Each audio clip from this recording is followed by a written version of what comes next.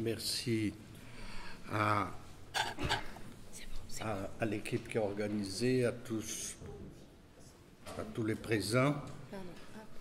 Voilà, alors ça, je vais parler de deux choses. Je vais parler d'abord de cette commission Evaristo Arnes des droits de l'homme. Evaristo Arnes était le cardinal de São Paulo pendant la dictature. Il a eu un rôle fondamental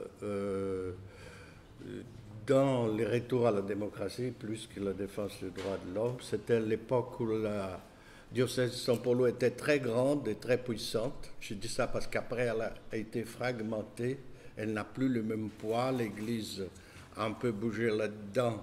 Et aujourd'hui, c'est un des facteurs d'ailleurs d'aggravation de la crise, c'est que l'Église est dans la défensive.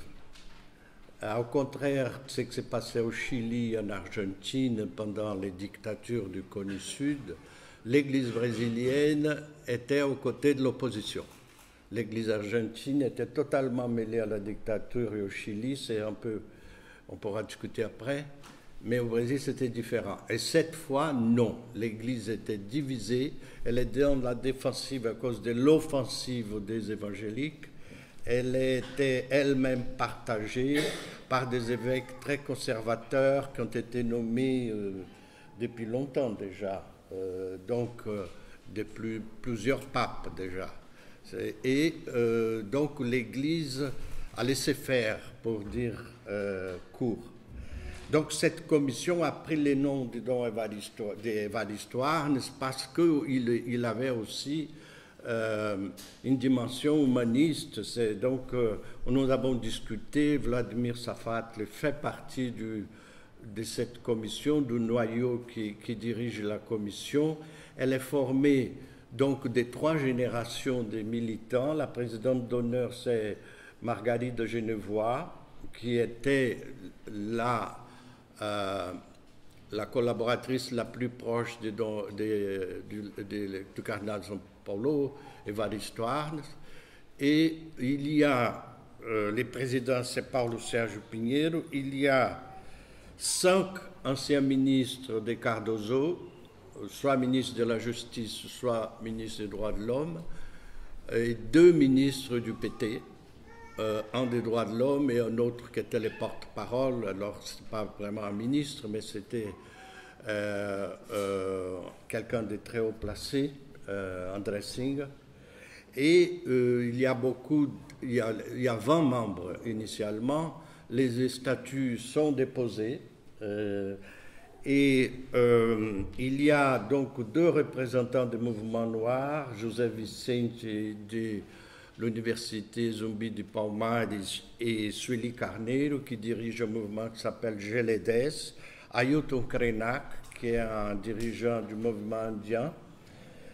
Et donc, nous avons mis en place, elle va être lancée le 12 février. On attend l'élection au Sénat et à la Chambre pour savoir qui va être élu, pour avoir un dialogue avec les congrès aussi. Et donc, cette commission, elle rentre tout à fait dans ces programmes ici et ces initiatives qui sont suggérées ou qui sont déjà en cours. Évidemment, elle ne va pas travailler toute seule, elle va être en réseau avec les associations d'avocats qui existent déjà autour des Santerres, autour des quilomboles, les descendants des esclaves qui ont eu droit à la terre qu'ils occupaient, les terres traditionnelles, et évidemment, à côté des Indiens, les groupes, les minorités alors, LGBT, qui sont menacés aussi, mais comme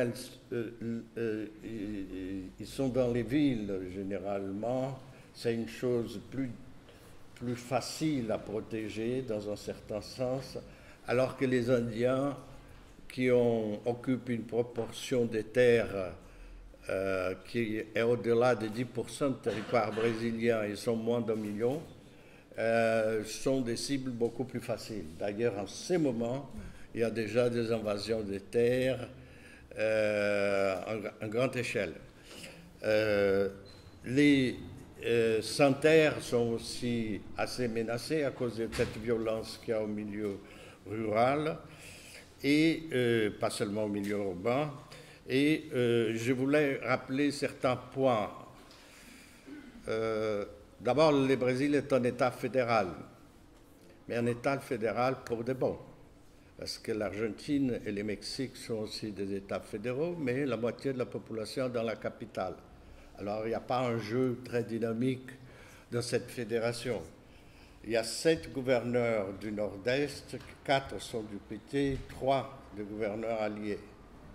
Le PT a la plus grande groupe parlementaire à la Chambre des députés.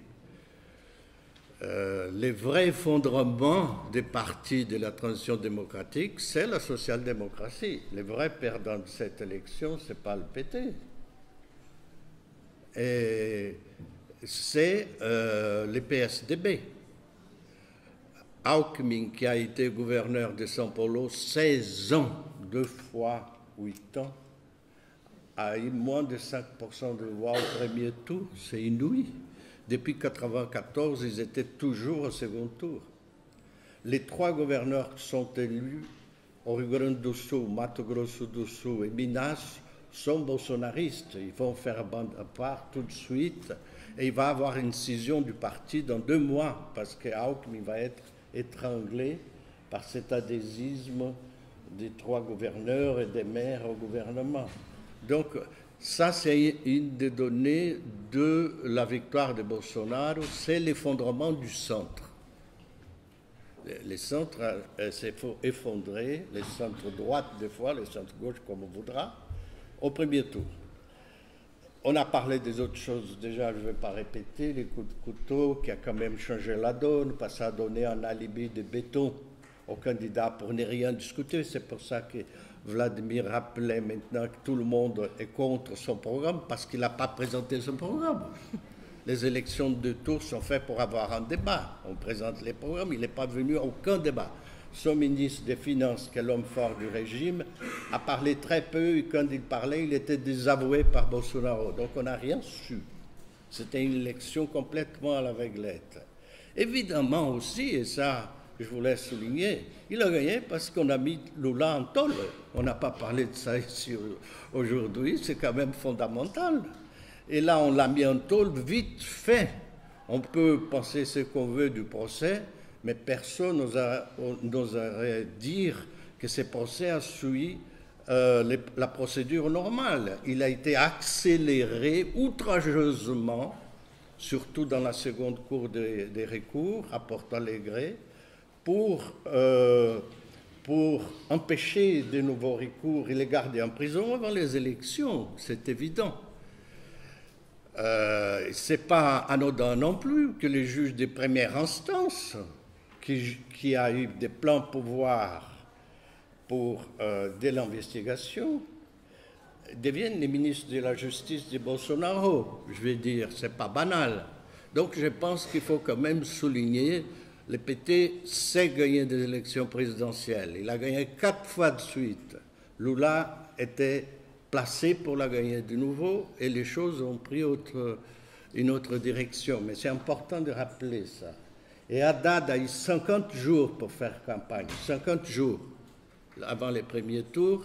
Il est arrivé au second tour avec 47 millions de voix contre cette violence dont on a parlé dans les WhatsApp. L'adhésion massive, c'est une autre surprise qu'on a eue des évangéliques du côté de Bolsonaro. Enfin, et pour terminer, je voulais dire que, en plus du fait que c'est un État fédéral, les pouvoirs ne sont pas monolithiques. La justice n'est pas monolithique. On a parlé des invasions de l'université. La Cour suprême a réagi tout de suite et a bloqué ça pendant la campagne. L'année dernière, Temer avait voulu changer la loi sur le travail esclave, la définition de travail esclave. La Cour suprême a bloqué aussi et les magistrats ne sont pas tous des droites, ils peuvent être des droites, ils sont républicains aussi Et donc, c'est beaucoup plus complexe, la situation. Enfin, je pense aussi qu'il y a des acquis. Quand on parle de violence d'État, il faut rappeler que dans le système fédéral, la responsabilité de la sécurité publique est des États, ce n'est pas le gouvernement fédéral. Aujourd'hui, la politique menée par les PT de promotion de la population afro-brésilienne, qui est une majorité, n'est pas une minorité, a parfaitement réussi. Les nombres, les pourcentages des Noirs qui sont dans les universités aujourd'hui publiques, c'est proche de la tranche d'âge de la population blanche. Je vais dire, c'est équivalent. Il n'y a pas un déficit presque aujourd'hui de présence des Noirs dans les universités. Et c'est très difficile de venir en arrière, ça. J'ai vécu le coup de 64, j'ai passé 20 ans en France et c'était tout à fait différent. Il y a une différence radicale, il y avait la guerre froide. Les Cubains étaient dans la guérilla, on s'en fichait de l'Amérique latine en France, on a commencé à s'intéresser quand Allende a été renversé dans un schéma d'alliance qui était comme l'unité de la gauche. Et alors là, il y a eu cette réaction en France et en Italie. Voilà, merci.